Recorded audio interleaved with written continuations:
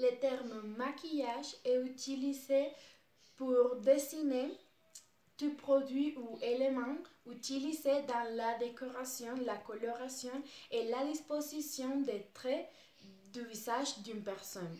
Le maquillage est composé de divers éléments et remplissant des fonctions spécifiques et appliquées dans certaines parties du visage afin de mettre en valeur, de décolorer ou de masquer certaines caractéristiques. Ensuite, maquillage, une histoire transcendantale. Les Égyptiens sont l'une des premières sociétés qui utilisent le maquillage. Ils étaient aussi les plus tolérants et expérimentaux avec les maquillages. Les hommes et les femmes de toutes les classes se maquillent. En comparaison avec les civilisations ultérieures, la femme égyptienne avait assez d'autonomie pour posséder et hériter de la terre, diriger leurs propres entreprises, engager des poursuites judiciaires contre les hommes. Les Égyptiens étaient des chimistes sophistiqués. Ils adorent le maquillage. Bien que le maquillage a été utilisé pendant la période classique grecque, tout ce qui était évident en particulier est de l'élite masculine s'offusquait de penser ça, parce que le rôle de la femme devait être vertueux et s'occuper de la maison. En général, ce qui concerne le maquillage, moins était nettement plus. Une légère touche de poudre légère sur la peau, un croquis de couleurs sur les lèvres et sur les joues, couleurs utilisant des ingrédients tels que des plantes ou des fruits, ou des substances plus nocives telles que les teintures ou mercure ou au plomb. Les sourcils pourraient être définis avec des substances telles que le liège brûlé et ils étaient mieux joints au centre. Les premières écrivains chrétiennes ont associé le maquillage à la tromperie, modifié le visage avec des produits cosmétiques et passé de mauvais goût à péché. Le terre était à la mode et les femmes expérimentent des recettes et des potions à la maison pour obtenir une peau lumineuse et parfaite.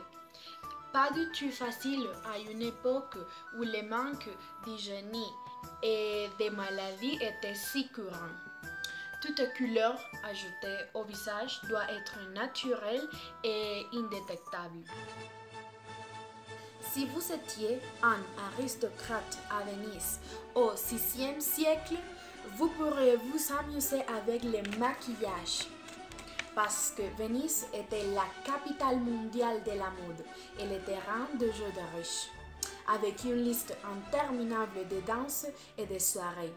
Le maquillage abondant et dramatique était pratiquement obligatoire et éventuellement nécessaire pour cacher les ravages de la nuit précédente.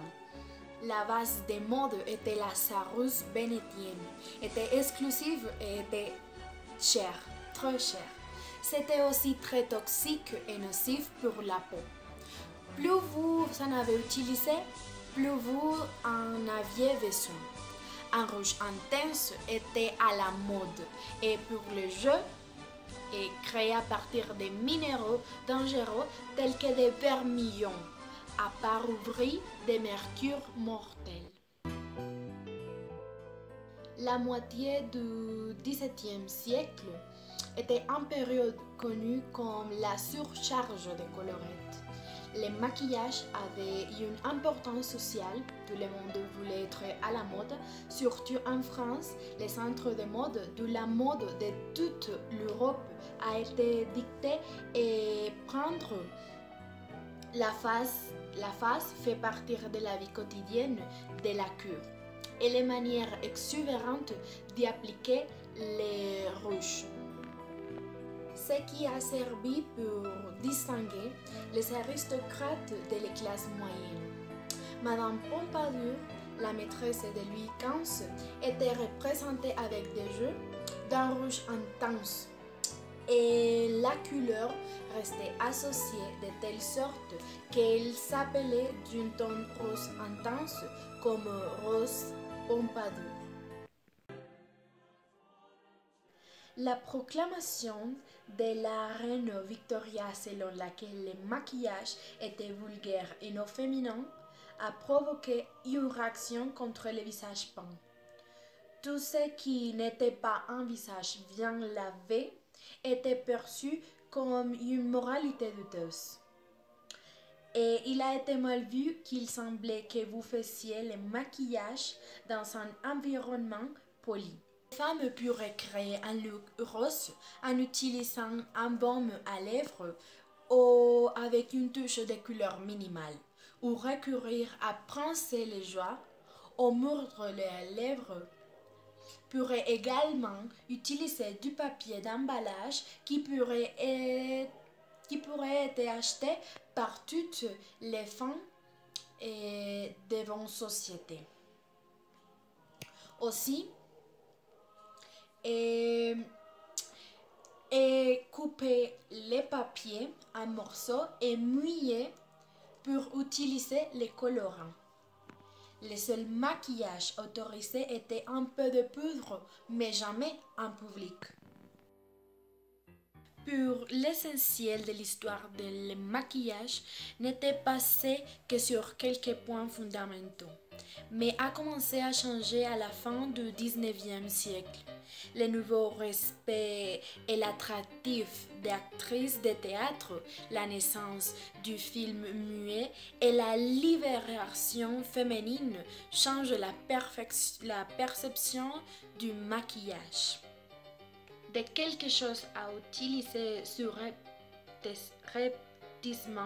à quelque chose d'amusant qui symbolise un lancer une soif de maquillage insatiable à une échelle invisible, et les cosmétiques pour les privilèges se trouvent comme le maquillage pour les masses.